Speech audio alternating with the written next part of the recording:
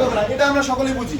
এখন দেখো এই সাবনেট ক্লজ এবং কোঅর্ডিনেট ক্লজ। স্যার এই যে কোঅর্ডিনেট কনজাংশন পড়াইলাম না, এই যে কোঅর্ডিনেটিং কনজাংশন থাকলেই কোঅর্ডিনেট ক্লজ।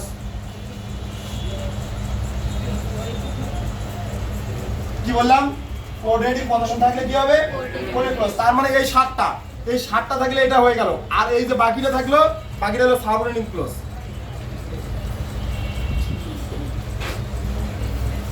কি বুঝলা?